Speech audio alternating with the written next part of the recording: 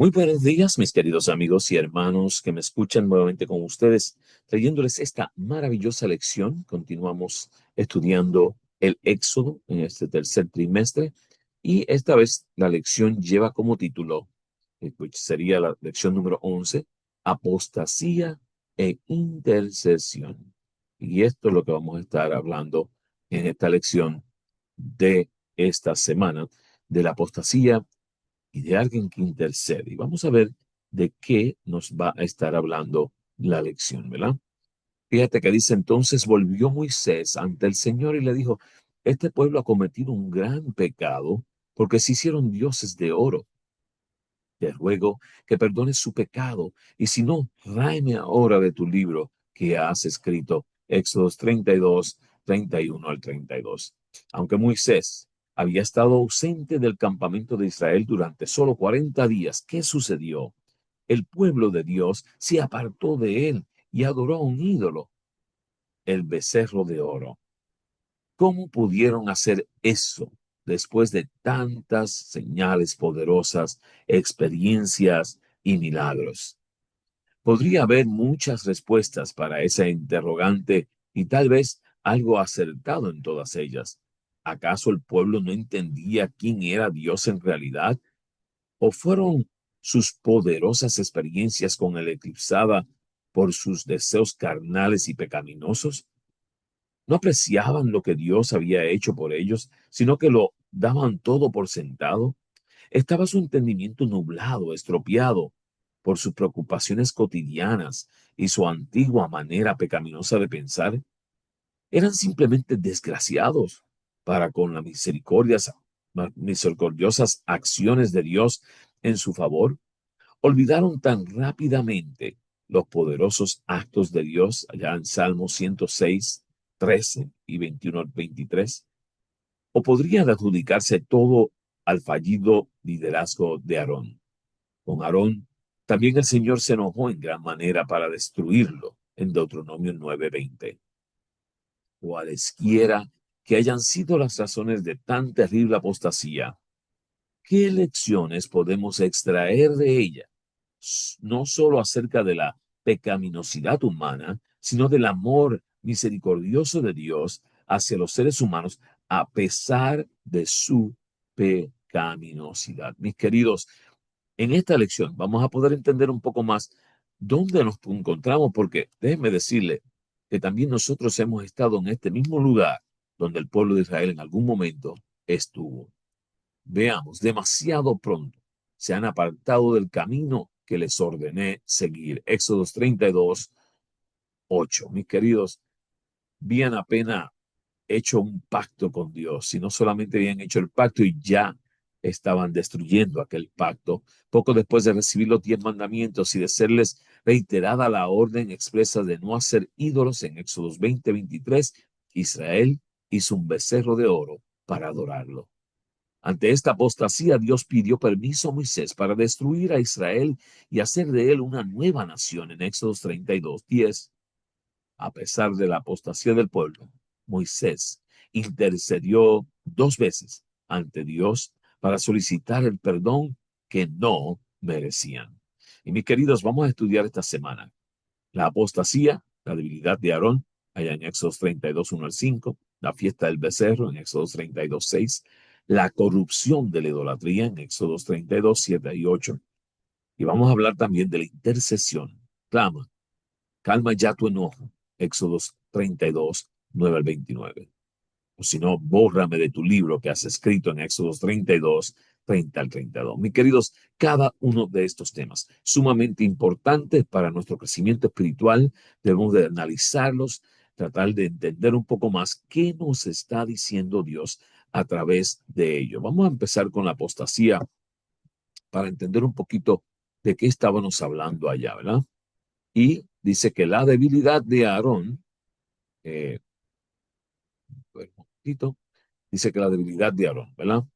Dice que ante la ausencia de Moisés, el pueblo pidió a Aarón que les hiciese un Elohim visible al que pudiesen adorar. Nos dice en Éxodo 32:1. Miren, dice en Éxodo 32:5, Y viendo esto, Aarón edificó un altar delante del becerro y pregonó a Aarón y dijo: mañana será fiesta para Jehová. Y aunque la palabra hebrea Elohim es el plural de Dios, se usa habitualmente para referirse al Dios único. Yo soy Jehová, tu Dios, Elohim, que te saqué de la tierra de Egipto, en Éxodo 20, al versículo 2. Ante la ausencia, mis queridos, de Moisés, el pueblo pide a Aarón que le hiciese un Elohim visible al que pudiesen adorar. Este pueblo quería ver un Dios, quería ver algo a quien seguir. Se asustaron y empezaron a pensar, bueno, ya no existe, ¿quién nos va a salvar? ¿Quién nos va a ayudar? Y pronto habían olvidado los mandamientos recibidos y el compromiso que habían adquirido de obedecerlos en Éxodo 24:7. La vacilación inicial de Aarón al intentar negociar con el pueblo en Éxodo 32:2 le llevó a liderar la apostasía en lugar de erradicarla. En lugar de recordarles la prohibición de hacer ídolos, Aarón les fabricó un becerro de oro y declaró: aquí tienes a tu Dios, Elohim, que te sacó de Egipto. Éxodo 32:4. Mis queridos, qué error tan grande había hecho Aarón. ¿Cómo es posible que otro hombre de Dios, en medio de las preocupaciones del pueblo, pidiéndole que le demostrara un Dios que le había sacado de Egipto, pudiera pedir tal cosa como el hacer un ídolo en lugar de Dios, para demostrarle al pueblo que allí había otro que les iba a ayudar a poder continuar en su peregrinaje? Es increíble ver cómo el enemigo se apodera tan rápidamente de las personas y hace que ellos hagan cosas que posiblemente no hicieran, pero lamentablemente, al no tener la dirección de Dios, las hacen sin mucho preámbulo, ¿verdad? Dice que hubo una fiesta también, la fiesta del becerro. Miren, les voy a contar. Dice que y al día siguiente madrugaron, ofrecieron holocaustos y presentaron ofrendas de paz, y se sentó el pueblo a comer y a beber y se levantó a regocijarse. Éxodo 32:6. Ellos estaban contentos. Dice que al fabricar un ídolo con forma de becerro, los israelitas rebajaron al Dios omnipotente a la imagen de un animal, adorando a la criatura en lugar de al creador, allí en Romanos 1:23. Qué increíble, qué pecado tan grande, mis queridos, poner un animal en lugar de Dios, como si fuera un Dios. De forma irracional, pensaron que una estatua fabricada a buril sería capaz de liderarlos. Tal vez incluso pensaron que el propio Elohim se había hecho becerro en Éxodo 32:24. En realidad, dejaron de adorar a Dios para adorar a los demonios, Deuteronomio 32:17. Y mientras adoraban a Dios, crecían moralmente, pues se asemejaban a Dios. Al adorar a los demonios, comenzaron a degradarse, pues se asemejaban a los demonios a los que adoraban. Cuando no entregamos nuestro corazón al Creador, sino que servimos a cualquier otro ídolo, y hay muchísimos, mis queridos, muchos ídolos que pueden tomar y consumir el lugar de Dios, tarde o temprano nos conducirá a la degradación moral. Por lo tanto, debemos de tener sumo cuidado de no tener otros dioses delante de nosotros, porque si no, fácilmente podríamos estar fallándole a nuestro Dios. Veamos, la corrupción de la idolatría. Dice entonces Jehová dijo a Moisés: anda, desciende, porque tu pueblo que sacaste de la tierra de Egipto se ha corrompido. Éxodo 32:7. Postrarse ante una imagen, aunque ésta represente a Dios mismo, a Cristo o a sus santos, es desobedecer la ley de Dios en Éxodo 20:3-6, y por tanto adentrarse en el pecado y la corrupción. Y miren, ¿en qué consiste la idolatría del siglo XXI?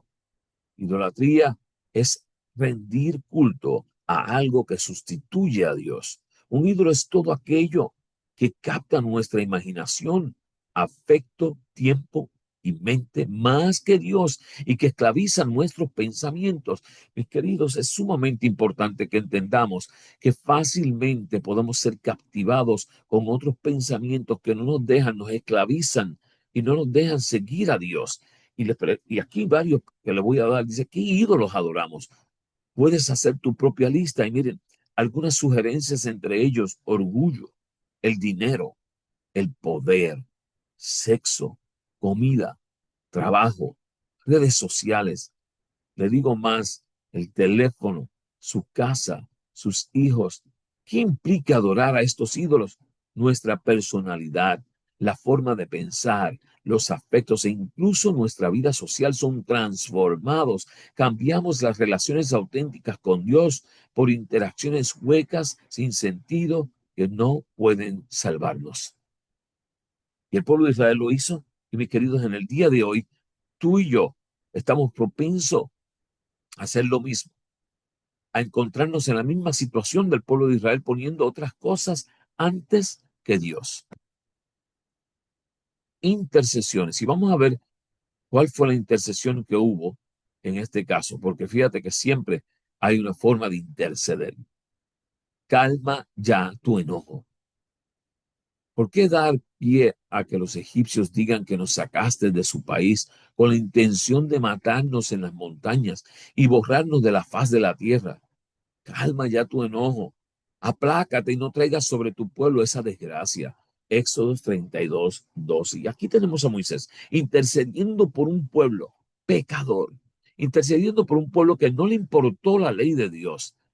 Dios le dijo a Moisés que tu pueblo que tú sacaste de la tierra de Egipto se ha corrompido. Éxodo 32, 7. Moisés reaccionó acertadamente. No es mi pueblo, sino el tuyo. No lo saqué yo, sino tú. En Éxodo 32, 11.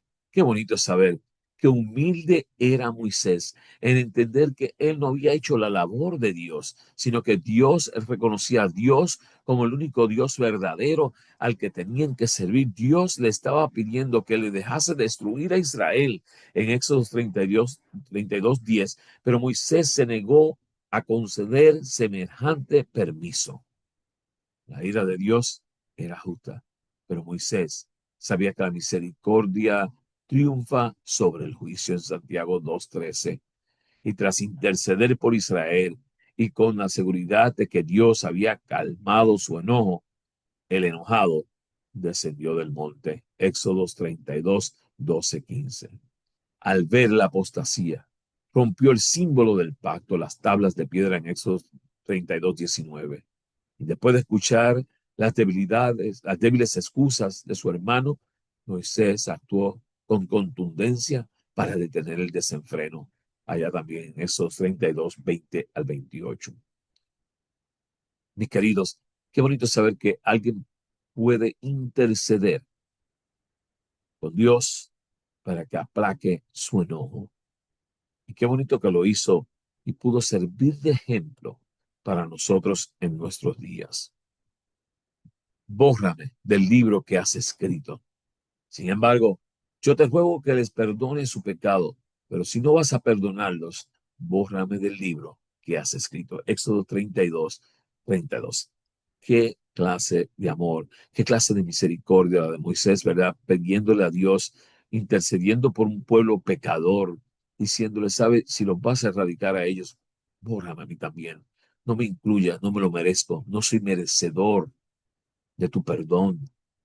Con su primera intercesión, Moisés evitó la destrucción del pueblo, pero era evidente que Dios no podía seguir bendiciéndolos tras este pecado. Por ello, resolvió realizar una segunda intercesión en Éxodo 32:30. Y Moisés estuvo dispuesto a perder su propia salvación si el pueblo no era perdonado en Éxodo 32, 31 al 32. Y sin embargo, no era un perdón normal el que Moisés pedía, pues no usó la palabra hebrea usual para perdonar. Él pidió que Dios cargara con el pecado del pueblo.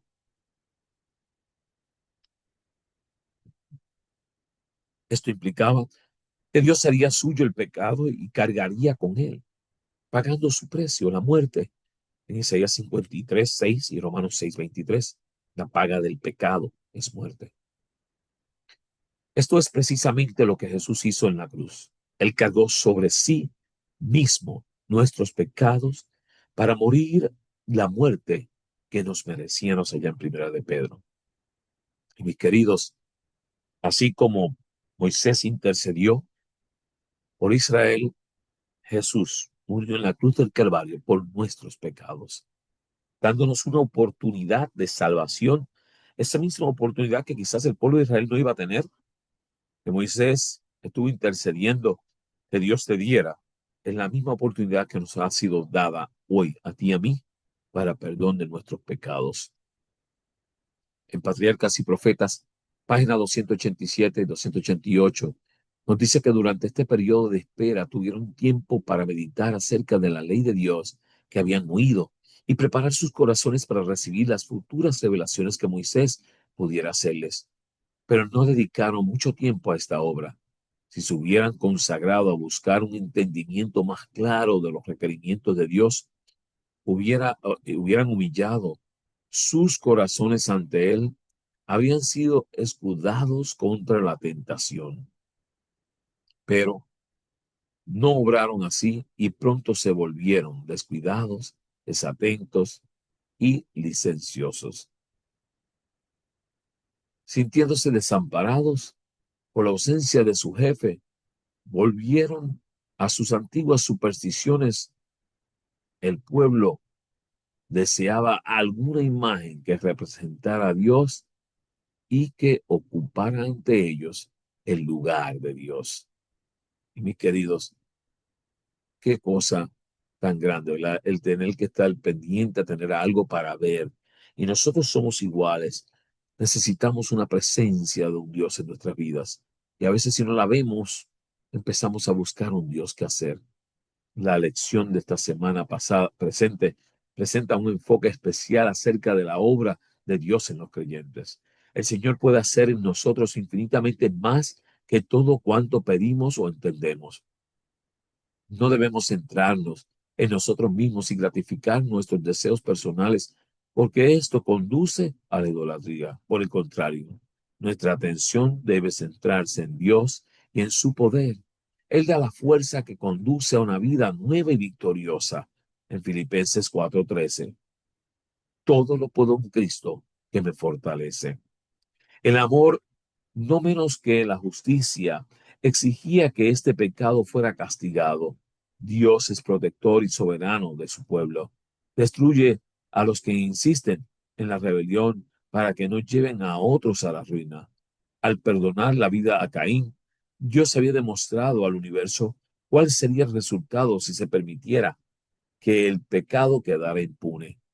La influencia que por medio de su vida y su ejemplo él ejerció sobre sus descendientes, condujo a un estado de corrupción que exigió la destrucción de todo el mundo por el diluvio. Cuanto más tiempo vivan los hombres, tanto más corruptos se tornaban. Así también había sucedido con la apostasía del Sinaí. La transgresión no se hubiera castigado con presteza, se habrían visto nuevamente los mismos resultados, nos dice el Patriarca y Profeta, página 335. Mis queridos, ¿cómo te encuentras?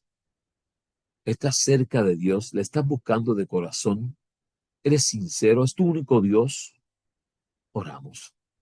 Amante Padre que habitas en las alturas de los cielos, te damos gracias. Pedimos tu dirección. Pedimos que tú estés en nuestro medio, que nos ayudes a estar cerca de ti cada día y a comprender que sin ti no somos nada. Quédate con nosotros, guárdanos y ayúdanos, Señor, a poder alcanzar ese nivel en que nos encontremos a la par contigo, siempre siguiéndote, siendo sinceros y manteniéndote a ti como el único Dios en nuestras vidas. Te lo pedimos en el nombre de Jesús. Amén, Señor. Mis queridos, como siempre, les pido que me puedan buscar en las siguientes plataformas. Si usted quiere meterse en YouTube y verla en visual y audible, puede entrar allá y buscar mi nombre, Joseph Class, CLASS, y allí usted puede suscribirse a mi canal de YouTube. Les insto también que lo compartan para que muchos puedan entrar. Y de igual forma, También si la quieres escuchar, porque estás en la carretera, andas de aquí para allá, necesitas algo más fácil, puedes escucharla a través de Spotify, Podcast, iHeartRadio, Amazon Music, y solo tienes que poner en sus buscadores lección de escuela sabática, comentario, y allá puedes escuchar la lección nuevamente. Mis queridos, ha sido de bendición. Dios te bendiga, Dios te guarde, comparte y que puedas tener un glorioso fin de semana muy próximamente y Dios te bendiga siempre. Te lo pedimos. Cuídese. Bendiciones.